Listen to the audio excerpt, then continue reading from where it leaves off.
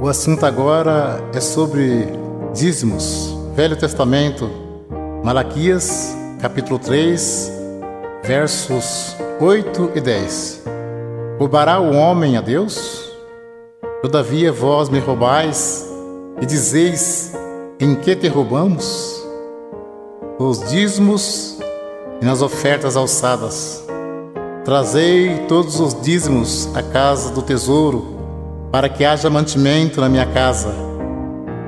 E depois fazer prova de mim, diz o Senhor dos Exércitos, se eu não vos abrir as janelas do céu e não derramar sobre vós uma benção tal, que dela vos advenha a maior abastança. Alguém levava um animal perfeito e o sacerdote negociava o animal perfeito e sacrificava um animal imperfeito no lugar. Nisso que eles estavam roubando a Deus. Digo sempre, Deus não usa dinheiro. Coleta é para o próprio bem do povo de Deus. Se Deus não abrisse as janelas do céu e não mandasse chuva, a terra não produzia alimento. As tribos de Israel receberam herança, menos a tribo sacerdotal, que era a tribo dos levitas. Eles não receberam herança, então eles recebiam parte do dízimos para se manter. Por isso que dizia, trazer os dízimos para que haja mantimento na casa do tesouro. Não se tratava de dinheiro, mas de mantimento. Não há mais casa do tesouro. Jesus disse, minha casa é chamada por todas as nações casa de oração. Evangelho segundo Mateus, capítulo 10, versos 5 ao 10.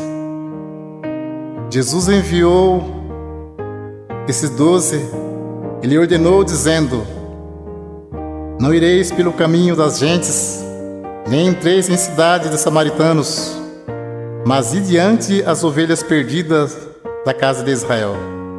E indo pregai, dizendo, é chegado o reino dos céus. Curai os enfermos, limpai os leprosos, ressuscitai os mortos, expulsai os demônios, de graça recebestes, de graça dai. Não possuai ouro, nem prata, nem cobre em vossos cintos, porque digno é o operário do seu salário. Nem alforje para o caminho, nem duas túnicas, nem alparcas, nem bordão, porque digno é o operário do seu alimento. Podemos cumprir com alegria a missão de anunciar o Evangelho da graça. Jesus já pagou a nossa salvação com o precioso sangue que ele derramou no duro madeiro da cruz.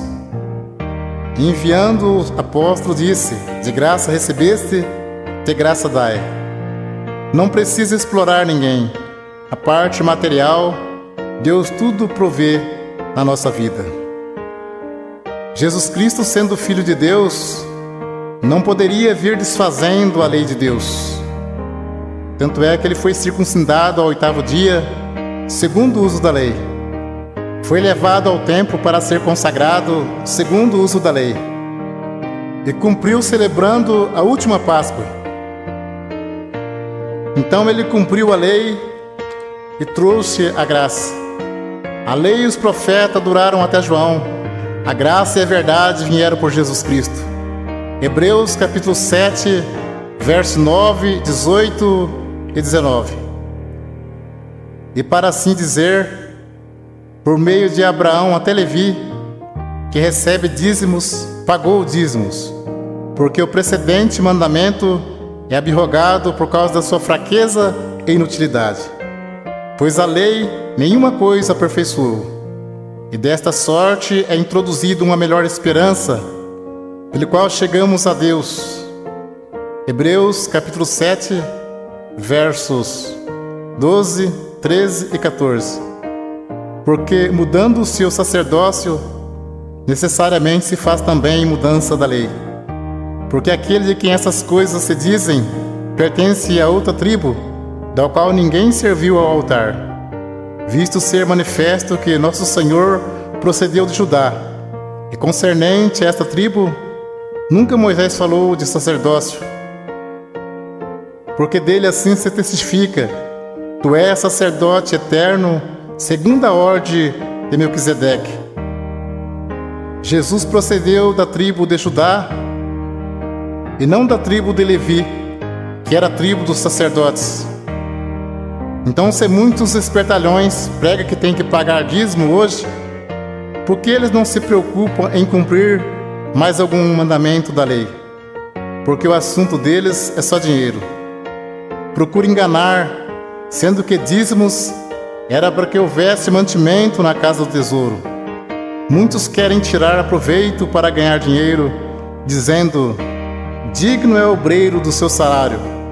Mas isto é mesmo que dizer: digno é o obreiro do seu alimento. O apóstolo Paulo disse em Atos capítulo 20, versos 33 ao 36: de ninguém cobicei a prata, nem o ouro, nem o vestido. Vós mesmos sabeis que para o que me era necessário a mim e aos que estão comigo, essas mãos me serviram. Tenho-vos mostrado em tudo que, trabalhando assim, é necessário auxiliar os enfermos e recordar as palavras do Senhor Jesus, que disse: mais bem-aventurado coisa é dar do que receber. E havendo dito isto, pôs-se de joelhos e orou com todos eles. Mas o assunto viver do Evangelho era alimento e não receber dízimos. Para você entender mais fácil, os apóstolos poderiam viajar em missão e ficar na casa de alguém não crente e ali se alimentar por alguns dias. E como Deus estava chamando também pessoas pobres, em vez dos apóstolos pedir dinheiro aos novos convertidos, eles os ajudavam. Vamos ler aos Romanos capítulo 15, versos 26 e 27. Porque pareceu bem a Macedônia e a Acaia fazerem uma coleta para os pobres dentre os santos que estão em Jerusalém. Isso lhe pareceu bem,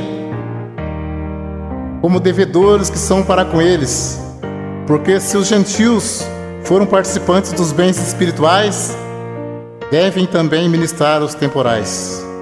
Confira esse assunto com atenção. Paulo disse em 1 Coríntios, capítulo 9, verso 12 ao 14 e 15 ao 18. Se outros participam deste poder sobre vós, por que não mais justamente nós? Mas nós não usamos desse direito, antes suportamos tudo para não pormos impedimento algum ao Evangelho de Cristo. Não sabeis vós que os que administram o que é sagrado comem do que é do templo, e que os que de contínuo estão junto ao altar participam do altar? Assim ordenou também o Senhor aos que anunciam o Evangelho que vivam do Evangelho. Mas eu de nenhuma destas coisas usei, e não escrevi isso para que assim se faça comigo, porque melhor me fora morrer do que alguém fazer vã esta minha glória. Porque se anuncio o Evangelho, não tenho do que me gloriar, pois me é imposta esta obrigação. E ai de mim se não anunciar o Evangelho. E por isso, se eu faço de boa mente, terei prêmio. Mas se de má vontade, apenas uma dispensação me é confiada. Logo, que prêmio tenho que, evangelizando, proponha de graça o Evangelho de Jesus Cristo, para não abusar do meu poder no Evangelho. E Paulo disse: outras igrejas despojei, deixando de receber salário, para vos anunciar de graça o Evangelho de Jesus Cristo.